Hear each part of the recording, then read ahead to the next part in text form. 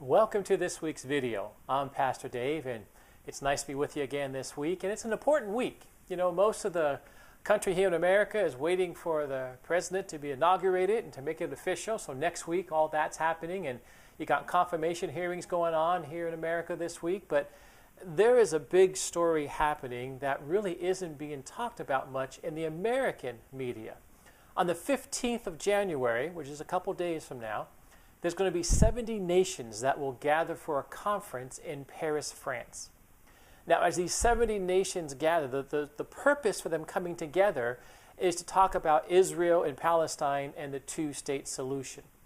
Now, I don't know how much you follow the current events, especially around Christmas time, but on December 23rd, just 2 days before Christmas, the UN Security Council passed Resolution 2334.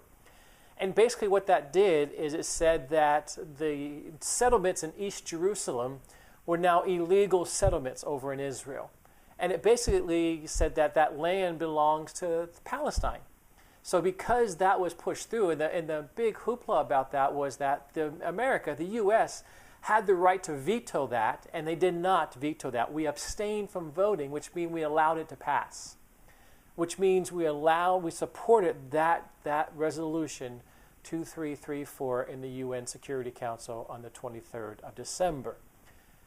In fact, it's said that our Secretary of State, John Kerry, now again, not much media is being done here in America, but the Times of Israel is reporting this, the Guardian, foreign newspaper, is reporting this, a newspaper in Egypt is reporting this, and a spokesman for Benjamin Netanyahu, the Prime Minister of Israel, he spoke to CNN, and he also spoke about this. So CNN did cover it from that side.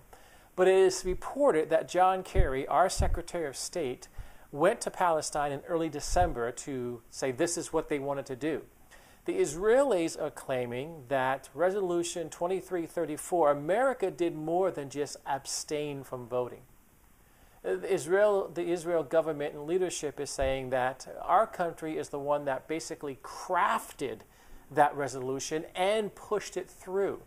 We were the ones behind the scenes to make sure that that resolution went through, declaring the settlements in East Jerusalem to be illegal.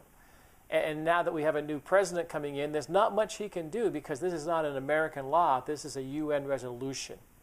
So this conference taking place on the 15th, what the concern is and what the fear is in Israel is that these nations will gather together and they will make Palestine a member of the UN Security Council, a full voting member.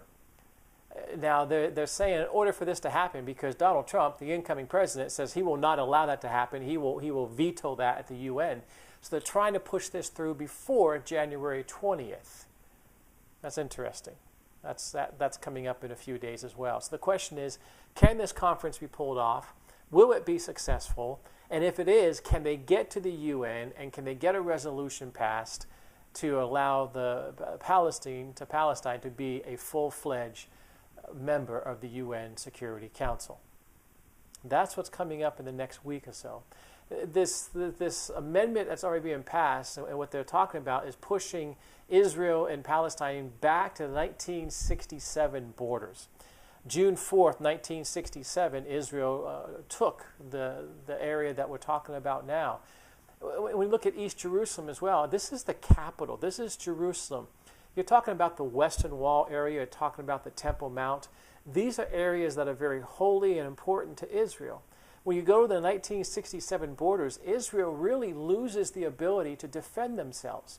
Because when you look how far Ben Gurion Airport, the major airport in Tel Aviv, is to these other borders from 1967, they're so close together. We're just miles apart.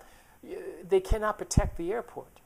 So Israel really cannot defend themselves with the pre-1967 borders.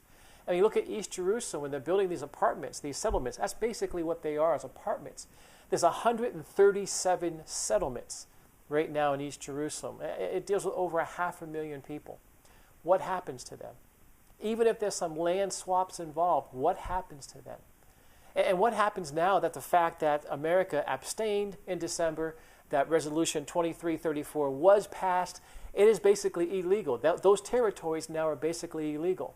And now that that land has been given by the UN to the Palestinians, if they go through all the legal recourses and Israel does not stop building or giving up the territory, what happens? Does that force Palestine to go into battle?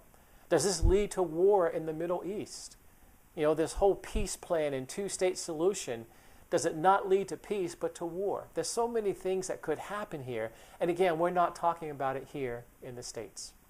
So anyhow, I just want you to be aware of what's happening, what's coming up. I don't know if they can pull it off in a few days. I don't know. Behind the scenes, they say they've been working on this since early December. That Secretary of State John Kerry went to Palestine, laid out all the plans and said, do you guys agree with this? Are you guys in on this? If you are, we'll push it further. So we'll see what happens. We live in very interesting times. And you're going to be hearing about the inauguration. You're going to be hearing about, you know, the pros and cons. You're going to hear about the confirmation hearings and who's in. But there's a much bigger thing at stake right now. And that's coming up on the 15th of January. And possibly, if they can push it through, by the 20th of January. Anyhow, I just wanted to make sure that you are aware of this. If you want more information, you can go to my website. It's called interpretingthetimes.com. If you Google that, it's all one word, interpretingthetimes.com. Would love to hear your thoughts on this and if you're aware of this. But again, I look forward to seeing you again next week, being back with you again next week. Until then, God bless you.